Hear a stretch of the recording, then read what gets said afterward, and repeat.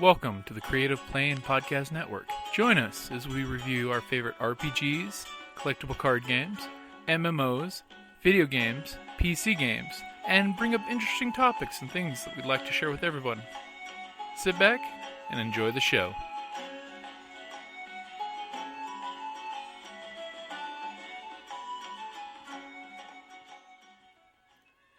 Hi, this is Kelly, aka Trixie from Ragnarok and Roll, a Scion to Ragnarok story, and Tilda Wimblewick from D&D Journey of the 5th Edition. First off, I would just like to say thank you to everyone for listening to our varied adventures, as well as for rating us on iTunes and RPGpodcast.com. If you haven't rated us yet, we would greatly appreciate it if you could. And if you're looking for more ways to support our efforts, we are now on Patreon, a great site where you can help us continue making more podcasts, as well as some special surprises for our patrons.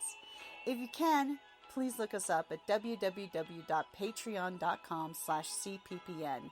Every little bit helps. And again, thank you for listening. Welcome back to the Creative Playing Podcast Network's RPGaDAY Challenge for 2016. It's August the 25th, which makes that what makes for a good character in an RPG, huh? That's a deep, deep question. Yeah. For me, I would have to say, just for all RPG character games, background. The backstory. A backstory, even if it's not completely fleshed out, but like an idea of who your character is, where they're from, what they've been through, helps flesh out how your character's going to behave. It makes for all the difference to have something. My best characters always have something in their history that I can use to determine my actions, so to speak. An anchor point in your character story. And that's also, I think, with the Dungeons & Dragons 5th Edition, I really like it because of the fact that it makes you pick flaws and characteristics and those types of things that not only you can play upon, but your character can play upon. It gives you somewhere to go. It helps you build a backstory while you're character creating. Not just going in with, this is what I want, I know where I've been, I know everything about this character. You don't have to know everything about the character with the Dungeons & Dragons 5th Edition. It helps you build that while you're building the character. It can point you in a direction so that if you may have been, I just wanted to play this. Which is all well and good. I mean, hell, I've made many a character like that. No, it's time for me to play this type of character. I gotta try it out. Try it on for size. But I think that having the background makes it more successful in the actual gaming sense. See, I would agree with that, but I would add a little +1 to that. Definitely, I love how 5th Edition does it, because you can walk away from your character for 6 months, sit down, read your character sheet, and because of the 4 flaws and things in your background, you immediately can catch right back up into how to play your character. But I'll say definitely background is a key thing for any character to be good. Second of all is playability. Make sure your character is useful in more than just one trick. Unless, make sure your character can actually interact in the story.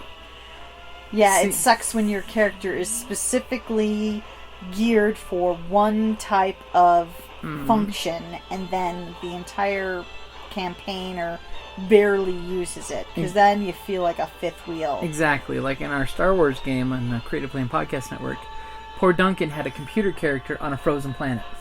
Oh, sucks. Now, before we got to that planet, all their they were all in high-tech worlds. He was doing amazing things with computers, so he made a character who's literally just a cyber hacking jacker character who's all tech, and they basically went to an ice planet because one of my team members, the Jedi, lost his lightsaber.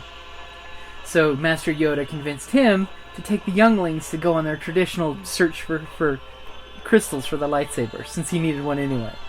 Then he got stuck in the ship, basically directing things from the ship.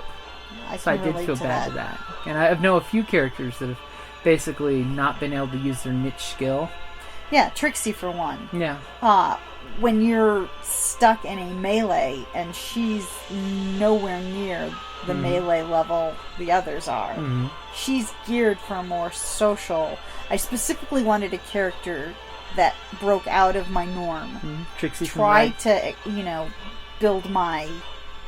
Trixie from Ragnarok and Roll, a Scion hero to Ragnarok Adventure. Yeah. I was like, can I play a thinking character? I don't know. But see, on the plus side, you picked powers, too, that complemented you standing back and helping. You're... But it got so frustrating in certain things where I can't do anything. Yeah. It's like, my hands are tied, But you, fortunately, tried to create a campaign that incorporates lots of different... Exactly. But if it's just a bash fest where it's like killing, kill, I'm like... Snooze, because there's not much. Sorry, guys. Oh, hey, I buffed myself. Thanks. I'll be over here doing nothing for But so. Yeah, that would be my answer. Is what makes a good character is someone that's well-rounded, can be used in many situations, and not just a one-trick pony. And background. Yeah, right? And flesh out definitely the background. With the background. Because that's why I love games like 5th edition D&D, and you've got. It gives you a frame of reference to work within. You've got Dresden Files, which is, 2 games that literally make you build your character from beginning to end, practically. They make you build your world and relationships with the other characters. That one takes the background story to a whole nother level. Oh, yeah. Dresden Files, that's one reason I love with it, is every game should start like a 0 session in Dresden Files, where you actually have to make your world from the ground up. Alrighty, guys, that's August 25th. What makes for a good character? Alright, thank you for listening.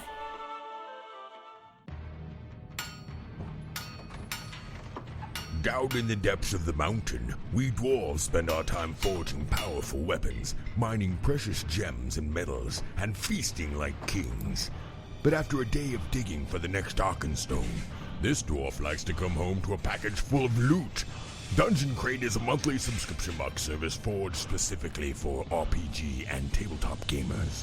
Miniatures, dice, tokens, coins, maps, modules, terrain pieces, handcrafted items, RPG jewelry, and more are yours for only a few gold per month.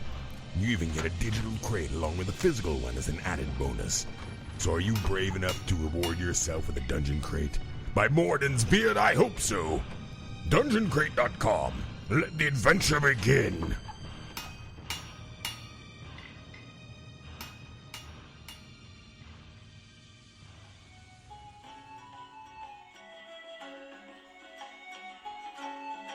Thank you for listening to the Creative Play and Podcast Network. And feel free to enjoy our other shows, such as D&D Journey of the 5th Edition, and Scion Ragnarok and Roll, a Scion hero to Ragnarok story. Thank you for listening.